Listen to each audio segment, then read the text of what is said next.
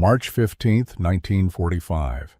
The war in Europe was entering its final, desperate weeks, though the women crowded into the cargo hold of the transport ship crossing the Atlantic didn't yet know this. They knew only hunger, exhaustion, and the bitter taste of defeat that no amount of seawater could wash away. Roswitha Baumann pressed her back against the cold metal wall of the ship, her baker's hands now rough and cracked from months without proper work. At 27, she had spent 3 years serving the Reich as a military baker, producing the dark, dense bread that sustained German troops across occupied Europe. She had taken pride in that work once, believing she was feeding soldiers who defended her homeland. Now, as an American prisoner of war bound for some unknown camp across the ocean, that pride had curdled into something she couldn't quite name. Around her, in the dim hold, 32 other German women sat in silence. They were what remained of the Women's Auxiliary Corps unit captured near the Belgian border during the Allied advance. Radio operators, nurses, administrative clerks, supply officers. Young women who had believed they were serving a righteous cause, now facing an uncertain future as enemies in a foreign land. Crystal Mahler, barely 22 with blonde hair, now dull from months without proper washing, sat beside Roswitha. The two had become close during their brief internment in England before this transatlantic crossing. Crystal had been a radio operator, her fingers once dancing across telegraph keys with practiced precision. Now those same fingers picked nervously at the frayed hem of her gray auxiliary uniform. "Do you think they'll kill us?"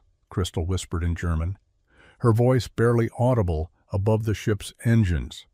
Roswitha considered the question carefully. They had been treated correctly, if coldly, by British guards. Fed minimal rations, given basic medical care, processed through bureaucratic procedures, with mechanical efficiency. No one had struck them or threatened them, but no one had shown them kindness either. They were simply problems to be categorized and shipped elsewhere. "No," Roswitha finally answered. "Americans follow rules. We'll be imprisoned, probably put to work, but not killed." Across the hold, Gertrude Seidel, the eldest at 31, tended to a young woman burning with fever. Trudy had been a senior nurse, her medical skills desperately needed during the chaotic final months before capture. Now she worked with nothing but water and torn cloth, trying to bring comfort where she could provide no real treatment. The youngest among them, 19-year-old Laura Krauss, wept quietly in the corner. She had been an administrative clerk, comfortable behind a desk, utterly unprepared for the violence that had swept through their unit when Allied forces overran their position. Her youth made her tears somehow more heartbreaking. "What do you think America will be like?" Crystal asked. Roswitha closed her eyes, remembering the last real meal she had eaten before the deprivations began. The transport trucks rumbled through the gates of Camp Sheridan just after dawn on March 23, 1945. Roswitha glimpsed pine trees through the canvas covering, their green branches heavy with morning dew. After weeks at sea and days traveling across unfamiliar American landscape, the sight of trees felt almost dreamlike. The camp sat in rural Pennsylvania, far from any major city. As the trucks came to a stop and guards ordered the women out in heavily accented German, Roswitha's first impression was of space. So much space. The camp stretched across cleared land with neat rows of wooden barracks, administrative buildings, and tall wire fences that somehow seemed less oppressive than the cramped ship's hold they had left behind. Captain Vivian Ashford stood waiting as the German women assembled in uneven lines. She was perhaps 40, with steel gray hair pinned severely beneath her officer's cap, and eyes that missed nothing. Her uniform was crisp, her bearing military, but something in her expression suggested more complexity than simple authority. "Welcome to Camp Sheridan," she said in clear English, waiting as a male interpreter translated. "You will be housed in Barracks C and D. You will follow all regulations, maintain discipline, and conduct yourselves appropriately. In return, you will be treated in accordance with the Geneva Convention. You will receive adequate food, medical care, and shelter. Adequate food, the words hung in the air. Roswitha couldn't remember the last time she had eaten anything that could be described as adequate. The ship rations had been minimal. Before that, the final months in Europe had been a slow descent into starvation, as supply lines collapsed and the Reich's infrastructure crumbled. The women were processed through intake procedures with bureaucratic efficiency. Names recorded, possessions inventoried, though they had almost nothing left. Medical examinations conducted by Lieutenant Ruth Callahan, a young doctor with gentle hands and tired eyes. She examined each woman carefully, making notes about malnutrition, untreated injuries, and the various ailments that came from months of deprivation. Roswitha's hands drew particular attention. Lieutenant Callahan turned them over, studying the cracks and calluses. "Baker?" she asked through the interpreter. "Yes," Roswitha answered, surprised to be seen as anything other than a prisoner number. The lieutenant nodded, making a note on her chart before moving on. The barracks were simple but clean. Wooden bunks with thin mattresses, gray blankets that smelled of soap, a wood stove for heat, windows let in actual sunlight.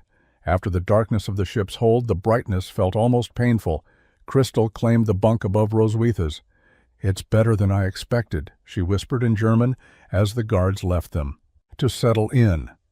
Trude, ever practical, was already organizing the limited space. "Don't get comfortable. We don't know what work they'll assign us or how long we'll be here." Laura sat on her bunk, still looking lost and overwhelmed. Outside, the smell of cooking drifted from somewhere across the camp. Roswitha's stomach cramped with sudden, sharp hunger. She tried to identify the scent but couldn't. It was something unfamiliar, something she had never encountered in all her years of baking. That first evening in Camp Sheridan, the 33 German women gathered in the barracks' common area as Captain Ashford addressed them again.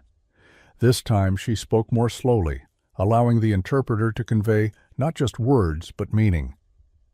"You are here because you served military functions for an enemy nation," she began. "But you are also here because the United States believes in lawful treatment of prisoners. You will work.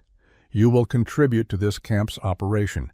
In exchange, you will be fed, clothed, and housed appropriately. Work." The word offered something Roswitha hadn't expected: purpose.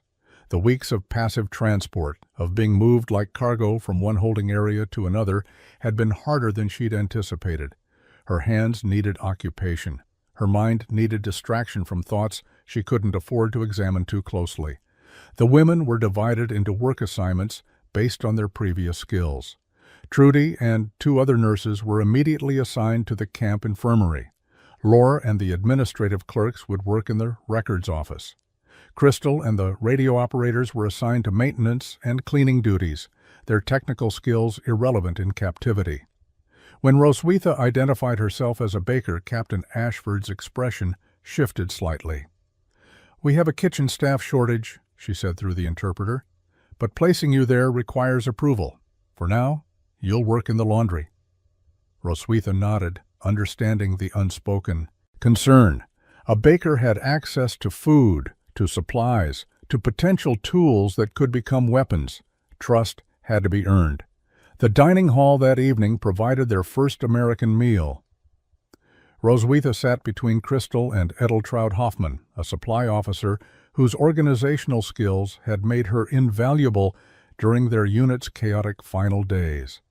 Trouty still maintained a military bearing that the others had begun to lose. Metal trays were distributed, and American kitchen workers served portions with mechanical efficiency. Roswitha stared at her tray in confusion. There was meat, actual meat, though she couldn't identify the cut or preparation. Potatoes, pale and mashed with butter that gleamed under the fluorescent lights. Green beans, canned but abundant. White bread, soft and light, nothing like the dense, dark loaves she had once baked. "Is this real?" Crystal whispered in German.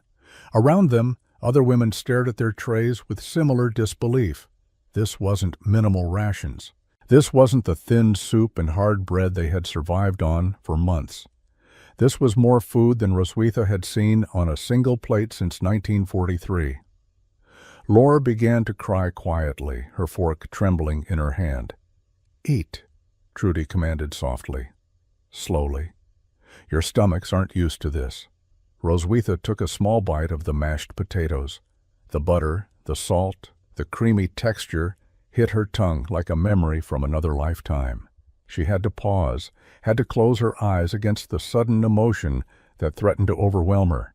This was enemy food, served by enemy hands. But it was given freely, without cruelty, without the starvation rations that made every meal a reminder of defeat.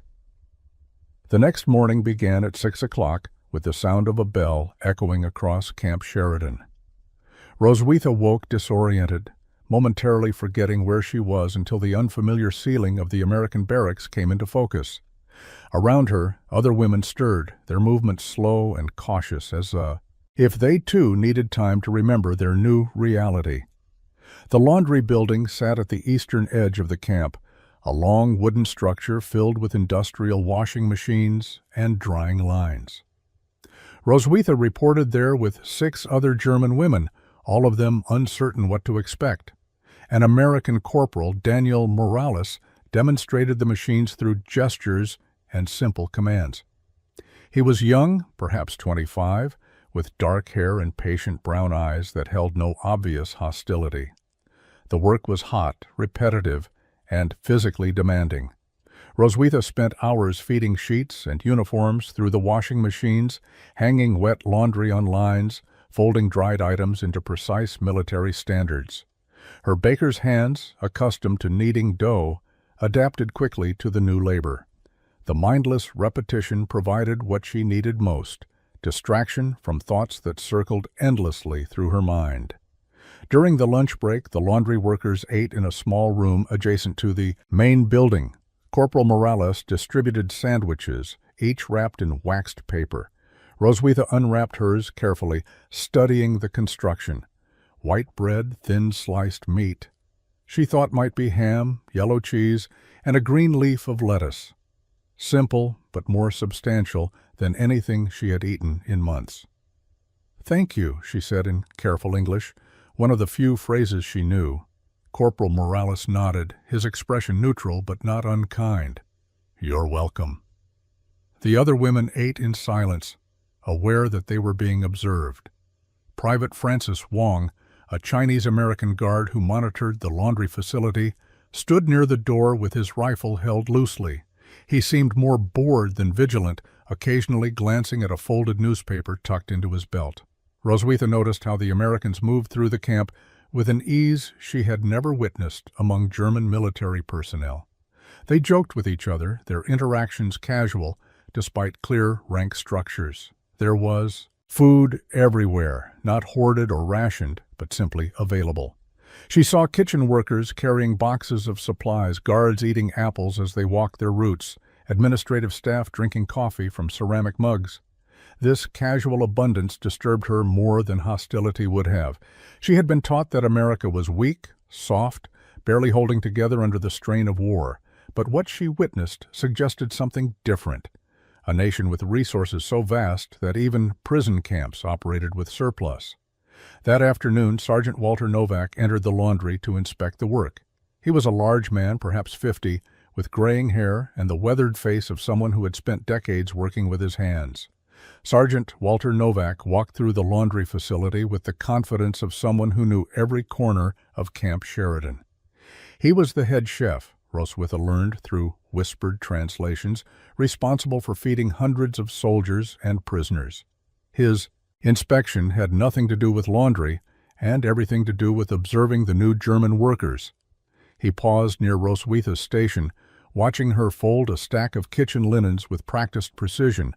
Her movements were methodical, each fold exact, creating perfect rectangles that stacked uniformly. Baker's habits translated well to laundry work.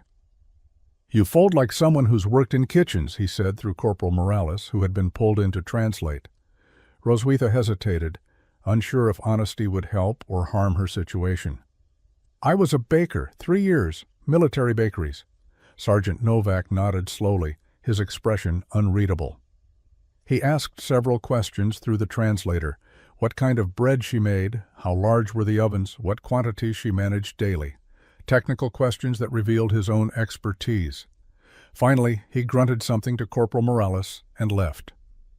"He says you might be useful," the corporal translated. "But first you work here. Prove you follow rules." The days developed a rhythm. Wake at 6, work in the laundry until noon, lunch break, work until 5, dinner, evening hours in the barracks. The routine was mind-numbing but safe.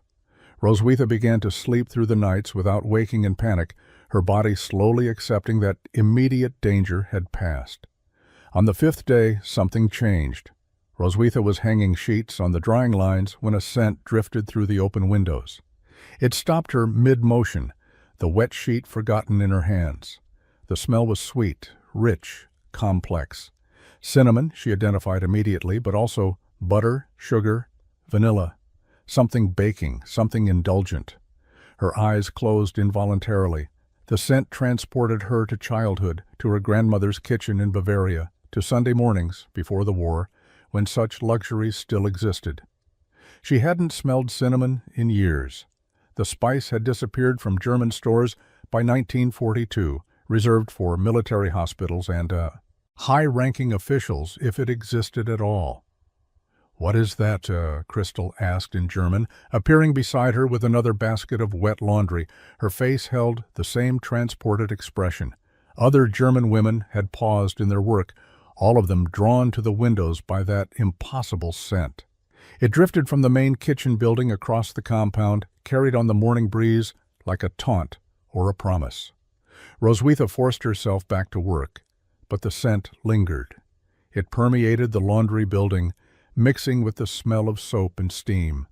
Throughout the afternoon she found herself pausing, breathing deeply, trying to capture and hold that sweetness.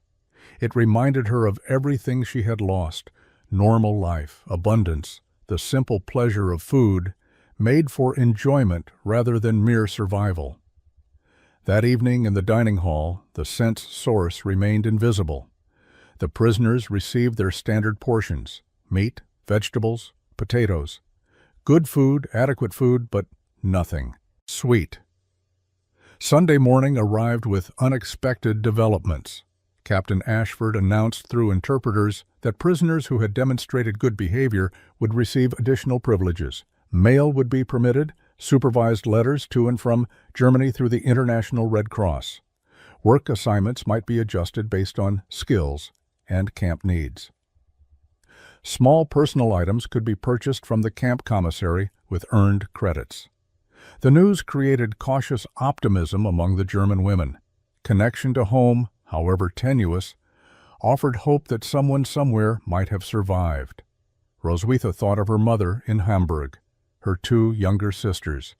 She had received no word from them since her capture. The not knowing created a hollow space in her chest that food couldn't fill. After breakfast, Sergeant Novak appeared in the dining hall and approached the table where the German women sat. Through Corporal Morales, he addressed Roswitha directly. Captain Ashford approved a trial assignment. You work in the kitchen starting tomorrow. Supervised. Restricted duties. You follow every instruction exactly. Roswitha stood quickly, nearly knocking over her water glass. "Yes, thank you. I will work hard." The sergeant studied her for a long moment, his weathered face revealing nothing. Then he nodded and left. That afternoon, Mrs. Mildred Thornton arrived at the camp. She was a Red Cross volunteer, perhaps 60 years old, with white hair and gentle eyes that held genuine kindness. She came weekly to assist with prisoner correspondence, helping women compose letters in English that might have better chances of reaching Germany through official channels. Roswitha sat across from her at a scarred wooden table, struggling to find words for the letter she needed to write. "Start with simple facts," Mrs. Thornton suggested through the interpreter. "Your mother will want to know you're safe." "Dear Mama," Roswitha began, and Mrs. Thornton wrote in careful English, "Script. I am alive. I am in America, in a prison camp, but I am treated fairly. I have food and shelter. Are you alive? Are Emma and Sophie alive? Please write to me if you can. I think of you every day. The letter felt inadequate, unable to contain the complex reality of her situation. How could she explain that her captors fed her better than her own country had in the final year of the war? That Americans showed her more humanity than she had witnessed in many German military installations? Mrs. Thornton sealed the letter in an envelope, marking it with the proper Red Cross protocols. "Mail is slow," she warned. "It may be months before you receive a reply, if you receive one at all. Germany is in chaos." That evening, Roswitha lay in her bunk, staring at the wooden ceiling. Tomorrow she would work in a kitchen again. Her hands would return to familiar work, even if the context had changed completely. The thought both comforted and disturbed her. Crystal climbed into the bunk above. "Roswitha, are you nervous about tomorrow?" "Yes." "Why did that sergeant choose you?" "Because he needs a baker, and because maybe he sees that I just want to work, not cause problems." "What if they don't trust you?" "Then I'll earn their trust." Monday morning, Roswitha reported to the main kitchen at 5:30, half an hour before the rest of the camp stirred. The building was already alive with activity. Sergeant Novak stood near the industrial ovens, reviewing preparation lists with Corporal Morales. Two other American kitchen workers, both privates she didn't recognize, worked at different stations preparing breakfast for 300 people. Sergeant Novak handed her a white apron and a cap to cover her hair. Through Corporal Morales, he explained the rules. "You work only at stations I assign. You touch nothing without permission. You ask questions before acting. Private Wong will be nearby at all times." Private Wong nodded from his position by the door, rifle slung over his shoulder.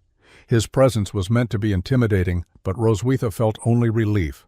Clear rules, clear expectations. She could work within those boundaries. Her first task was simple: peeling potatoes.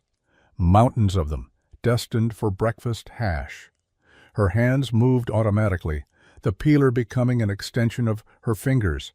It was mindless work, but being in a kitchen again felt like returning to herself after months of being lost. As she worked, she observed everything. The Americans used ingredients with casual abundance that made her chest ache. Butter measured in pounds, not rations. Eggs by the dozen. Milk in large metal containers. Sugar sat in massive bags on storage shelves, more sugar than she had seen in 3 years. Sugar had become a memory in Germany by 1942. First rationed, then reserved for military and medical use, then simply absent. Roswitha remembered the last cake she had baked with real sugar, a birthday torte for a colonel's daughter in 1943. She had hoarded the precious ration for weeks, knowing such opportunities wouldn't come again. Here, Americans used sugar in coffee without thought. They sweetened oatmeal, baked desserts, created abundance from abundance. Sergeant Novak worked with practiced efficiency, orchestrating the kitchen like a conductor leading an orchestra. He moved between stations, adjusting seasonings, checking temperatures, correcting techniques with brief words and demonstrations. Roswitha recognized mastery when she saw it. This man had spent decades perfecting his craft. Around 8 o'clock, after breakfast service ended, the sergeant approached her station. She had peeled every potato without complaint, the pile of clean tubers testament to her efficiency. "Tomorrow, you work the bread station," he said through Corporal Morales. "Standard military loaves. I show you our recipes and methods. You follow exactly." Roswitha nodded, trying to contain her relief.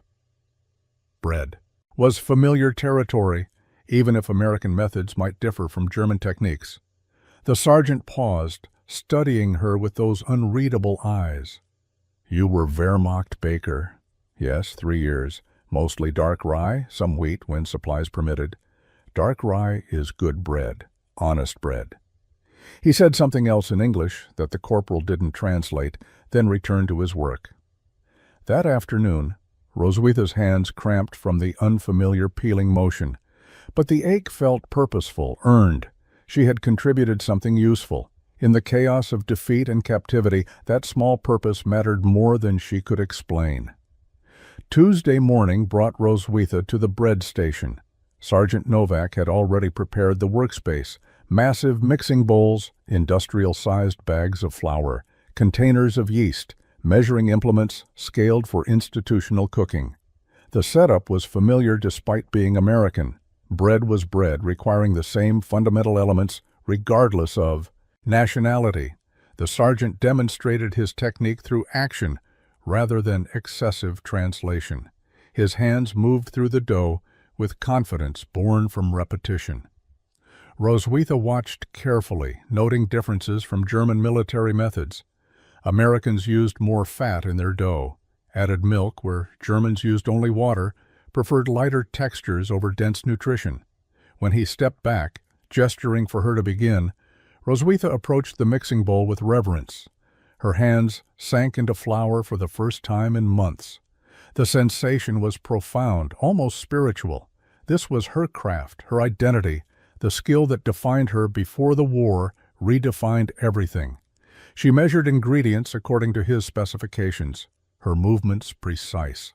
Flour, water, yeast, salt, a shocking amount of butter. Her hands began kneading, finding the rhythm that her body remembered even when her mind struggled with everything else. The dough responded, transforming from shaggy mass into smooth, elastic promise. Sergeant Novak watched without comment. Corporal Morales stood nearby, ready to translate if needed, but the sergeant seemed content to observe. Roswitha felt his assessment like physical weight, understanding that this moment determined her value in this kitchen. She shaped the dough into standard military loaves, her hands creating uniform sizes through practiced estimation. Each loaf received the same attention, the same care. This was how she had worked in German bakeries, with precision, with pride, with the understanding that soldiers depended on her craft for sustenance.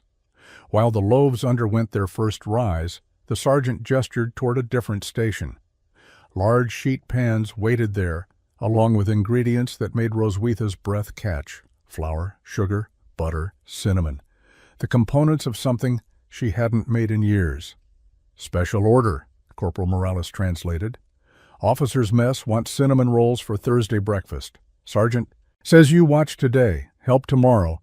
Make them yourself by next week if you prove capable." Roswitha nodded, unable to trust her voice. Cinnamon rolls. The scent that had haunted her days ago had a source, and now she was being invited into its creation. Sergeant Novak began the demonstration. His technique was different from traditional German methods, more indulgent, emphasizing sweetness over substance. He rolled dough thin, spread it with softened butter, showered it with cinnamon and sugar mixture in quantities that seemed impossible. The rolls were shaped, placed in pans, left to rise into puffy spirals.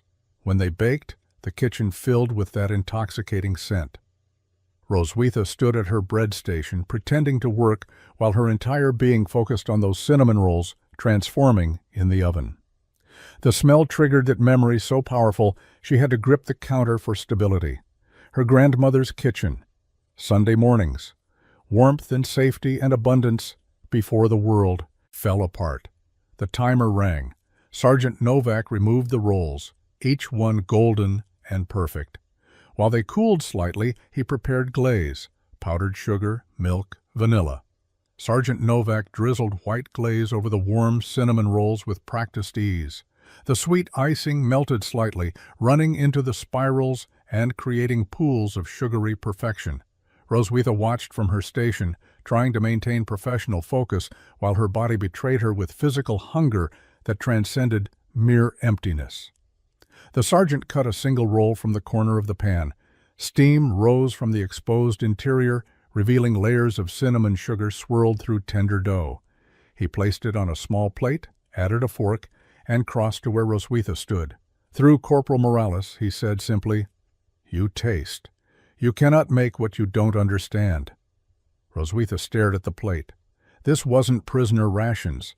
This was the officer's special order, meant for American command staff, not for enemy captives. Her hands trembled as she accepted the plate.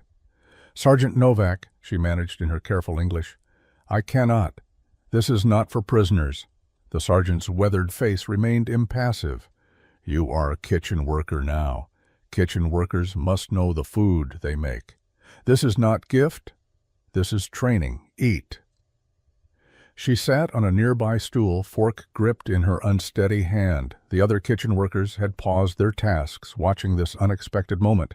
Private Wong shifted his rifle slightly but said nothing. The entire kitchen seemed to hold its breath. Roswitha cut a small piece with the fork. The roll separated easily, revealing its tender structure. She raised the bite to her mouth, and the moment it touched her tongue, something inside her shattered. The sweetness overwhelmed her. Not just sugar, but layers of flavor. Butter, cinnamon, vanilla, the complex notes of properly developed dough. It was warm, soft, rich, beyond anything she had tasted in 4 years. Her eyes closed. Involuntarily, as her mind tried to process sensation it had nearly forgotten existed. A tear escaped, running down her cheek before she could stop it. Then another. Her shoulders began to shake as she took a second bite, unable to prevent the emotional response. This wasn't just food.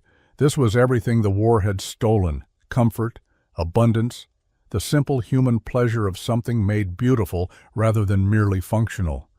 "I'm sorry," she whispered in German, then again in English. "I'm sorry I haven't tasted sugar in years. Real sugar used like this." Corporal Morales translated, though her tears needed no interpretation. Around the kitchen, the American workers exchanged glances. Private Wong looked away, his expression uncomfortable. Even Sergeant Novak's impassive facade cracked slightly, something that might have been compassion flickering across his weathered features. Roswitha forced herself to eat slowly, to savor rather than devour. Each bite was a revelation, reminding her body what pleasure felt like. She had become so accustomed to eating for survival that she had forgotten food could be joyful. When she finished, she set down the fork and wiped her eyes with the back of her hand. "Thank you, Sergeant Novak. I understand now what you want me to create. I will learn your methods." The sergeant nodded once, then returned to his work. The kitchen resumed its normal rhythm, but something had shifted. Roswitha had been seen not as an enemy or a prisoner, but as a craftsperson being taught her trade. The days that followed established a new pattern in Roswitha's life. She arrived at the kitchen before dawn, worked until mid-afternoon, then returned to the barracks where other German women asked endless questions about her privileged position. Some showed genuine curiosity. Others, like Edeltraud Hoffmann, viewed her kitchen access with suspicion that bordered on hostility. "You're becoming too comfortable with them," Trouty said one evening as they sat in the barracks common area. "You forget we're prisoners, that these people are our enemies." Roswitha looked up from the English primer Mrs. Thornton had given her. "I forget nothing, but I choose to work well and cause no trouble. What purpose does hostility serve?" "Pride," Trouty snapped. "Loyalty to our country." "Our country," Roswitha said quietly, "put us in situations where we were captured and left us with nothing. These Americans feed us better than Germany did in the final year. What loyalty do I owe to a system that collapsed?" The conversation ended tensely, revealing the divisions forming among the prisoners. Some, like Trouty, maintained rigid military identity despite their circumstances. Others, like Roswitha and Crystal, had begun the complicated process of reassessing everything they had believed. In the kitchen, trust developed through incremental steps. Sergeant Novak allowed Roswitha to work with less supervision. She proved reliable, following instructions precisely, asking questions when uncertain, never attempting to access areas outside her assigned duties.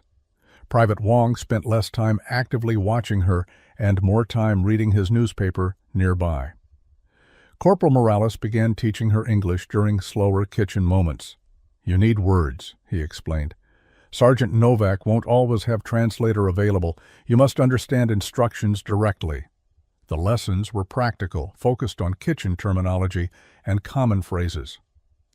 Roswitha absorbed the language hungrily, recognizing that communication offered power in her powerless situation.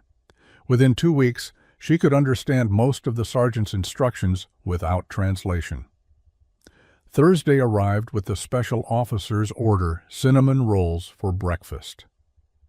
This time, Sergeant Novak positioned Roswitha as his assistant rather than observer. She measured ingredients under his supervision, mixed the enriched dough, kneaded it to proper consistency. Her hands remembered techniques from before the war, adapted them to American methods. When time came to roll and fill the dough, the sergeant stepped back. "You do? I watch." Roswitha's heart hammered as she rolled the dough into a rectangle. Her hands worked carefully, spreading softened butter edge to edge, distributing cinnamon sugar mixture evenly. She rolled the dough into a tight spiral, her movements precise. The cylinder was cut into uniform pieces, each one placed in the prepared pans. Sergeant Novak examined her work, adjusting 2 rolls slightly. "Good. You learn quick." He said something else in English, and Corporal Morales translated.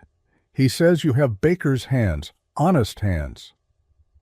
While the rolls rose and baked, Roswitha worked on regular bread production. But her attention remained on those cinnamon rolls, monitoring their progress through the oven's window. When Sergeant Novak removed them golden and perfect, she felt pride she hadn't experienced in months. 3 weeks into her kitchen assignment, Roswitha received her first letter from Germany. Captain Ashford delivered it personally during morning formation, her expression grave. The envelope was battered, forwarded through multiple Red Cross stations, bearing stamps from 4 different countries. Roswitha waited until evening to open it in the barracks. Her hands shook as she unfolded the thin paper. Crystal sat beside her, offering silent support. The letter was from her younger sister Emma, written in February nearly 2 months ago. "Dear Roswitha," it began, "I hope this reaches you. I hope you are alive. Mama is gone. The bombing in January took her and half our neighborhood. I found her in the rubble 3 days later. Sophie and I survived because we were in the countryside searching for food. Hamburg is destroyed. There is nothing left of our street, our home, anything we knew." The words blurred as tears filled Roswitha's eyes. Her mother, the woman who had taught her to bake, who had kissed. Her goodbye when she joined the Auxiliary Corps, believing her daughter was serving a noble cause. Gone. "Sophie and I are living in the countryside with Aunt Hilda," the letter continued. "We have little food. The authorities say the war will end soon, that Germany will surrender. Everyone is starving and cold. I do not know what will happen to us. If you are alive, if you can, please stay where you are. There is nothing here to come back to. Germany is dead." Crystal read the letter over Roswitha's shoulder, her own tears falling freely. Around the barracks, other women had received letters bearing similar news. The sound of weeping filled the space as the reality of their homeland's destruction became concrete rather than abstract. Trudy moved through the barracks offering what comfort she could, her nurse's instincts overwhelming her military rigidity. Even Trouty seemed shaken, though she had received no letter and had no way of knowing if her family survived. That night, Roswitha couldn't sleep. Her mother's face haunted her thoughts. She had believed capture was the worst thing that could happen. She had been wrong. The worst thing was surviving while everyone she loved perished. Morning arrived gray and cold. Roswitha reported to the kitchen mechanically, her body moving through familiar routines while her mind remained trapped in Hamburg's ruins. Sergeant Novak noticed immediately. He said nothing at first, allowing her to work in silence. But when she fumbled a simple task, measuring flour incorrectly, he stopped her. "Corporal," he called to Morales, "ask her what happened." Through halting English and the corporal's translation, Roswitha explained.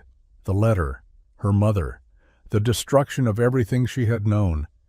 The words came out flat, emotionless, as if speaking about someone else's tragedy. Sergeant Novak listened without interruption. When she finished, he nodded slowly. "War takes everything from everyone. German, American, doesn't matter. We all lose people we love."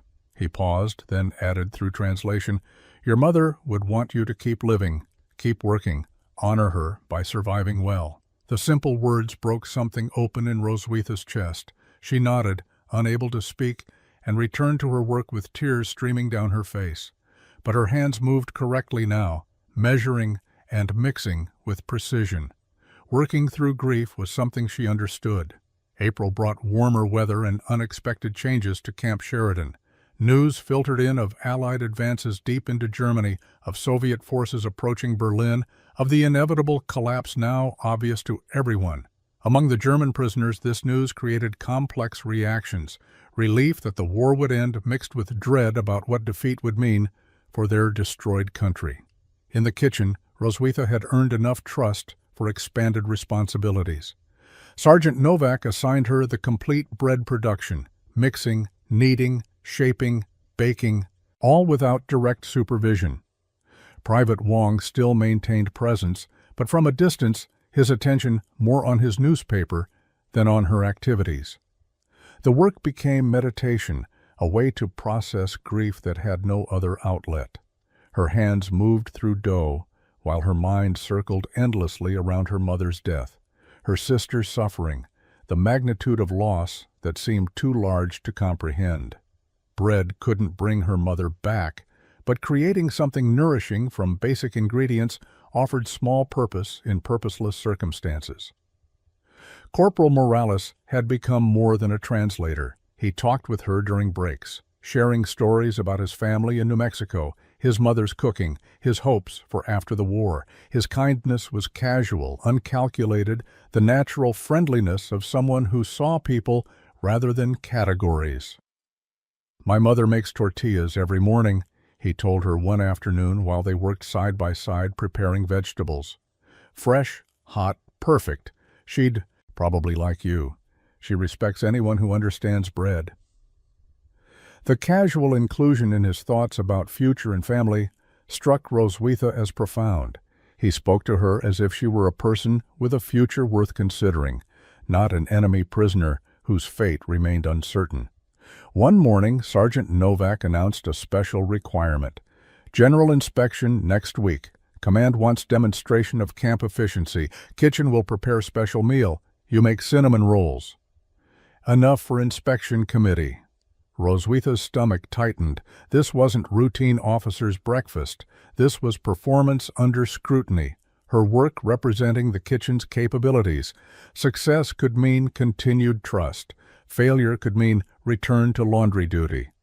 She spent 2 days practicing, making small batches to perfect technique. The sergeant watched critically, adjusting her methods with brief corrections. "More butter in the filling, roll tighter, space them closer for softer edges." Each instruction refined her approach, bringing her closer to his exacting standards. On practice day 3, she produced a batch that made Sergeant Novak pause. He examined the rolls carefully, testing texture, checking even browning, tasting a corner piece. Finally he nodded. "Good. You make them this way for inspection." The night before inspection, Roswitha lay awake reviewing every step. Crystal asked if she was nervous. "Terrified," Roswitha admitted. "Everything I've earned here depends on those rolls being perfect." "They will be," Crystal assured her. "You're the best baker I've ever known." "I'm the only baker you've ever known." "That doesn't make it less true." Despite her anxiety, Roswitha smiled. Crystal's friendship had become anchor in chaos, reminding her that human connection survived even when everything else fell apart. Whatever happened with the inspection, she was grateful for that gift. Inspection day arrived with unusual tension throughout Camp Sheridan. German prisoners were confined to barracks except for essential work assignments. American personnel moved with heightened formality, uniforms pressed to perfection, every aspect of camp operation prepared for scrutiny. The inspection committee consisted of 3 colonels from regional command and 2 War Department officials evaluating POW camp management. Roswitha reported to the kitchen at 4 in the morning, 2 hours earlier than usual. Sergeant Novak was already there, organizing every element of the demonstration meal. The menu included roasted chicken, mashed potatoes, green beans, fresh bread, and cinnamon rolls for dessert. Everything had to be perfect. "You focus only on rolls," the sergeant instructed. "I handle everything else. You start when I tell you. You finish when they're glazed and perfect." Roswitha nodded, too nervous to trust her voice.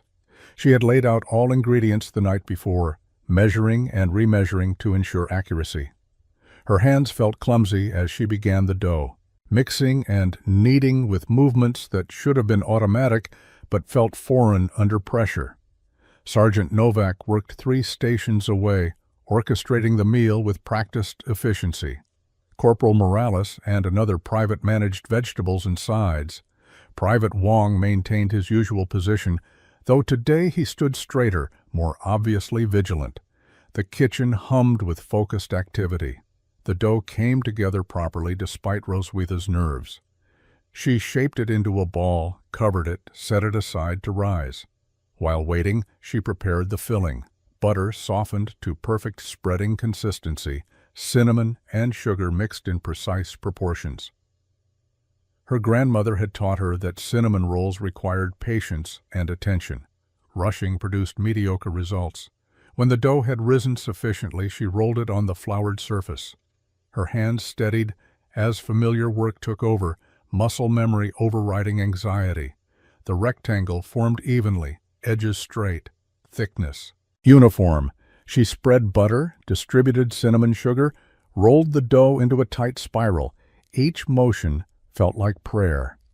The rolls were cut, arranged in pans, left to rise again. While they puffed into their final form, Roswitha prepared the glaze. Powdered sugar, milk, vanilla extract, measured carefully. The glaze had to be perfect, thick enough to coat, but thin enough to drip beautifully into the spirals. Sergeant Novak checked her progress without comment, but something in his expression suggested approval. The rolls went into the oven at precisely calculated temperature. Roswitha stood watching through the oven window as they baked, transformed by heat from pale dough into golden pastry. The inspection committee arrived at 1100 hours. Captain Ashford led them through the facility, explaining camp operations and prisoner management protocols. They reached the kitchen as Sergeant Novak was plating the demonstration meal. The timing was perfect, calculated to show food at its peak. Roswitha stood at attention near her station as the officials entered. She kept her eyes forward, trying to be invisible, despite her German auxiliary uniform marking her obviously as prisoner rather than staff. One of the colonels paused, noticing her. "Sergeant Novak, is that a German prisoner working in your kitchen?" "Yes, sir. Former Wehrmacht baker. 3 years experience. She's proven reliable and skilled." The colonel's eyebrows rose. "Interesting approach. Does she understand English?" Sergeant Novak gestured for Roswitha to answer. Her heart pounded as she responded in careful English. "Yes, sir. I understand basic English. I follow all instructions. I work hard to help kitchen." The colonel studied Roswitha with an expression she couldn't interpret. "What's your name?" "Roswitha Baumann, sir. I was baker for Wehrmacht 3 years. Now I work here." "And you made these cinnamon rolls?" "Yes, sir. Under Sergeant Novak's supervision and instruction." The colonel selected one of the rolls from the display platter, examining it closely before taking a bite. The room fell silent as he chewed thoughtfully. Roswitha's heart hammered so loudly she was certain everyone could hear it. "Exceptional," he finally declared. "Light texture, perfect sweetness, excellent technique." He turned to Sergeant Novak. "You've trained her well." "She came with skill, sir. I just taught her American methods." The inspection committee sampled the complete meal, making notes and asking questions about procurement, preparation times, and kitchen efficiency. They seemed particularly interested in the integration of prisoner labor, questioning Captain Ashford extensively about security protocols and work assignment procedures. After they departed, Sergeant Novak approached Roswitha's station. "You did well." They were impressed. Relief flooded through her so intensely she had to grip the counter. "Thank you, Sergeant, for the opportunity, for teaching me, for trusting." "Me? You earned trust. That's different from being given it." The rest of the day passed in exhausted relief. When Roswitha returned to the barracks that evening, other prisoners crowded around asking questions. Word had spread about the inspection, about her role, about the American officials praising German prisoners' work. Trouty stood apart, her expression dark. "You performed for them like a trained animal. You should be ashamed." Roswitha met her gaze steadily. "I worked with skill. I spent years developing. I created something beautiful. I see no shame in that." "You serve our enemies. I serve my own survival. Germany gave us nothing but destruction. These Americans give us food, shelter, dignity. Where is the shame in accepting that?"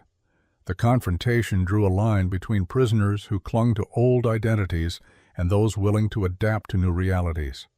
Crystal, Laura, and several others sided with Roswitha. Trouty and a small group maintained rigid military loyalty to a country that no longer existed in any recognizable form. That night, Roswitha wrote to her sisters. She told them about the kitchen work, about learning English, about Americans who treated her as person rather than enemy. She didn't mention the cinnamon rolls specifically, knowing such abundance would seem impossible or cruel given their starvation. "I am surviving," she wrote. "More than surviving. I am learning that people can be kind even when they have every reason to hate. I hope you are finding similar kindness wherever you are. I hope we will see each other again when this is finally over." She sealed the letter, knowing months might pass before it reached Germany, if it reached them at all. But the act of writing connected her to family, to past, to the person she had been before the war, transformed everything. May 8, 1945. Victory in Europe Day. The announcement came through camp speakers just after breakfast. Germany had surrendered unconditionally. The war in Europe was over. American personnel erupted in celebration. Cheering echoed across Camp Sheridan as soldiers embraced, wept, shouted their relief that the killing had finally ended. In the German barracks, the response was silence. Heavy, complicated, unbearable silence. Roswitha sat on her bunk, trying to process what surrender meant. Germany defeated completely. The Reich destroyed. Everything she had believed about her country's strength and righteousness, proven false. She had known this moment was coming, but experiencing it felt different from anticipating it. Around her, other women reacted differently. Some wept. Others sat in stunned shock. Trouty maintained rigid military bearing, refusing to show emotion even as her world collapsed. Crystal simply stared at the wall, her face blank. Captain Ashford addressed the prisoners that afternoon. "The war in Europe has ended. Your country has surrendered. Repatriation procedures will begin soon. You will be returned to Germany to face whatever future awaits there." Return to Germany, to rubble and starvation, to sisters who might or might not still be alive, to a country that had become unrecognizable. Roswitha felt no joy at the prospect of going home because home no longer existed. That evening, she reported to the kitchen as usual, unsure if work would continue normally. Sergeant Novak was there, his expression thoughtful.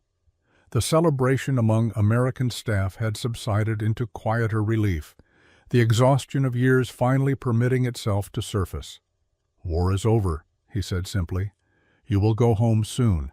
"Home!" Roswitha repeated in English. "I have no home. Hamburg is destroyed. My mother is dead. My sisters starve in the countryside. What home do I return to?" The sergeant was quiet for a long moment. "War destroys everyone's home. Germans, Americans, doesn't matter. We all have to rebuild from ashes." They worked side by side, preparing evening meal, the familiar routine offering comfort. In chaos, other kitchen staff moved quietly, the day's emotions too complex for normal banter. Private Wong read his newspaper without his usual casual humor. Corporal Morales approached to Roswitha during a break. "What will you do when you go back?" "I don't know. Find my sisters if they're alive. Try to survive somehow. There is no work, no food, nothing in Germany now." "I'm sorry. That must be terrifying." The simple acknowledgement of her fear offered without judgment or platitude, nearly broke her composure. Yes, terrifying. Over the following days, discussions among German prisoners grew intense and desperate. Repatriation meant facing unknown dangers in a devastated homeland. Some women had received no letters from Germany and had no idea if anyone they loved still lived. Others, like Roswitha, knew they were returning to nothing. "What if we could stay?" Crystal whispered one night. "What if we asked to remain here instead of returning?" "That's impossible," Laura said. "We're prisoners of war. They'll send us back. But what if we asked? What's the worst that could happen? They say no, and we go home anyway?" The radical idea circulated quietly through the barracks, growing from desperate hope into genuine possibility. The idea of requesting to stay in America grew from whispered possibility to serious consideration. Roswitha found herself at the center of these discussions, her kitchen position and improved English making her the natural spokesperson. The prospect terrified and excited her in equal measure. "We would need to present our case carefully," she told the small group gathered in the barracks. Crystal, Laura, Trudy, and 5 others who had nothing to return to in Germany. "We must explain why returning would be dangerous, why we wish to stay, what we could contribute here." Trouty overheard and exploded with anger. "You would betray Germany completely? Beg to stay with our enemies? You disgrace everything we fought for." "We fought for nothing," Roswitha replied quietly. "We served a regime that destroyed our own country. I will not apologize for wanting to survive." The division among prisoners became absolute. Most would accept repatriation, facing Germany's ruins with whatever courage they could muster, but 9 women, led by Roswitha, decided to request permission to remain in America. They composed a letter to Captain Ashford, each woman signing it. Roswitha's improving English shaped the careful words. "We respectfully request consideration to remain in the United States rather than immediate repatriation to Germany. We have no families to return to, no homes, no means of survival. We wish to contribute through work, to earn our place here, to build new lives in a country that has shown us unexpected humanity." Captain Ashford received the letter with visible surprise. She called Roswitha to her office 2 days later. "This is an unprecedented request. I'm not certain it's even legally possible. We understand, Captain, but we must try. Germany offers us only death, either quick from starvation or slow from despair." The captain studied her thoughtfully. "You've changed since arriving here. All of you have. I've watched German prisoners in other camps. Most maintain hostility throughout captivity. Your group has adapted, learned, integrated. Why?" Roswitha considered the question carefully. "Because we discovered that everything we were taught about Americans was false.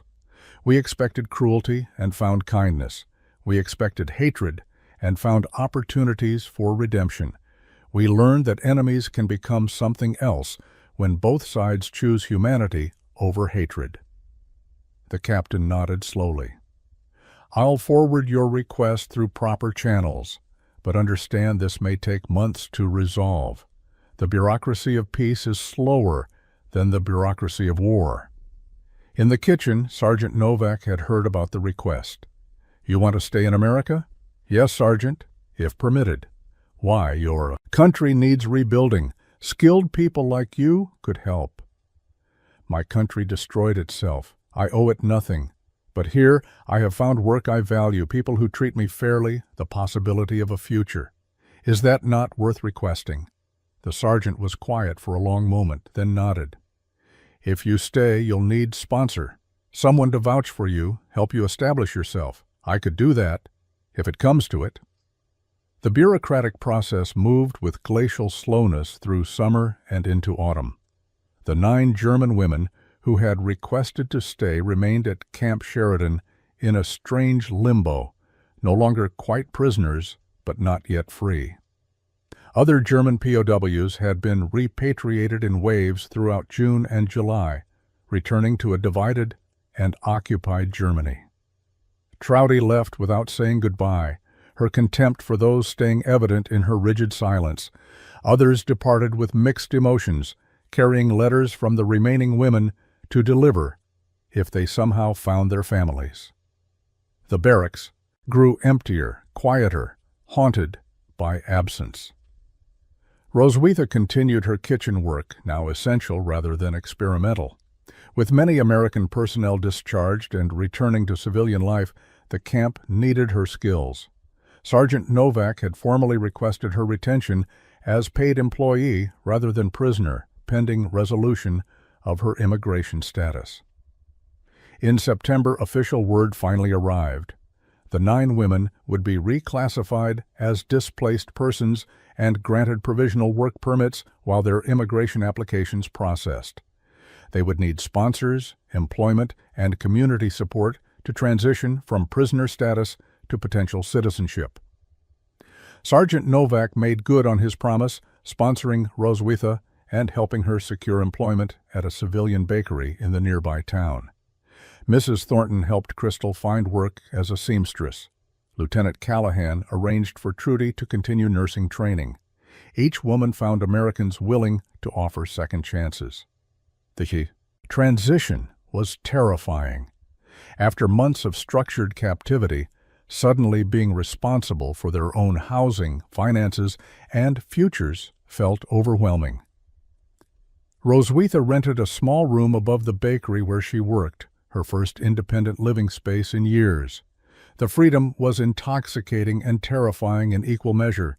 She wrote to her sisters with her new address, explaining her decision to remain in America. "I know you may not understand. You may think I abandoned you and Germany. But I am building a life here that honors Mama's memory by surviving well rather than merely surviving. When Germany is stable again, perhaps you can join me here. Until then, know that I think of you daily." Winter arrived, bringing her first American Christmas as a free woman. The bakery owner, Mr. Henderson, invited her to his family's celebration. She sat at their table, surrounded by strangers who treated her with warmth, eating food she had helped prepare, and felt something she hadn't experienced in years: belonging. In the spring of 1946, Sergeant Novak visited the bakery. He was retiring from military service, returning to his family's restaurant in Ohio. "You've done well," he told her, examining the display case filled with her creations. German rye bread sat alongside American cinnamon rolls, her past and present coexisting in baked form. "You taught me well, Sergeant. I will always be grateful. You taught yourself. I just showed you it was possible." He paused, then added, "Stay good, Roswitha. Keep making honest bread. That's all any of us can do." 25 years later, in 1970, Roswitha stood in her own bakery in Philadelphia. The small storefront had grown into a successful business, known throughout the neighborhood for its unique combination of German and American baking traditions. Regular customers came for her rye bread and stayed for her cinnamon rolls, never knowing the history those pastries carried. She had become an American citizen in 1952, married a kind accountant named Robert in 1954, raised 2 daughters who knew their mother's history but couldn't quite comprehend the journey she had traveled. Her English was flawless now, though German accent remained, softened by decades but never entirely disappearing. Her sisters had survived the post-war years in Germany. Emma had married and remained there, building a new life in a transformed country. Sophie had joined Roswitha in America in 1958, finding work as a translator. They saw each other weekly, 2 women who had survived impossible circumstances through different paths. Crystal had settled in Boston, working as a master seamstress and marrying an Irish police officer. They visited twice yearly, their friendship forged in captivity, now deepened by shared history and mutual respect. Trudy had become a surgical nurse, never marrying, dedicating her life to healing as atonement for serving a regime that had caused so much harm. Of the 9 women who had chosen to stay, all had built successful lives in America. Their story had become local legend, occasionally featured in newspaper articles about the unique redemption narratives that followed World War II. Reporters always asked the same question: why had they chosen to stay? Roswitha's answer evolved over the years but maintained its essential truth. We discovered that home isn't where you're born. It's where you choose to build a life that honors the best in human nature. On this particular morning, a young German exchange student entered the bakery. She ordered a cinnamon roll, and Roswitha prepared it with the same care she had learned from Sergeant Novak 25 years earlier. The girl bit into it, her eyes widening with pleasure. "This is perfect," she said in accented English, "like my grandmother used to make in Germany." Roswitha smiled, remembering another girl who had tasted cinnamon rolls for the first time in an American prison camp, who had wept at the unexpected sweetness. "It's an old recipe, given to me by someone who believed that food could bridge differences between people." The girl left happy, unaware she had been served by a woman whose life had been saved by the simple act of sharing sweetness with an enemy. Roswitha watched her go, then returned to her work, mixing dough with the same practiced motions she had performed for decades: flour, water, yeast, salt, butter, sugar, cinnamon. Simple ingredients that had somehow contained the possibility of redemption. She had learned in that prison camp kitchen that transformation was possible when people chose kindness over hatred, when they saw humanity in enemies, when they offered second chances to those willing to earn them. The legacy of those cinnamon rolls wasn't just her successful bakery or her American citizenship.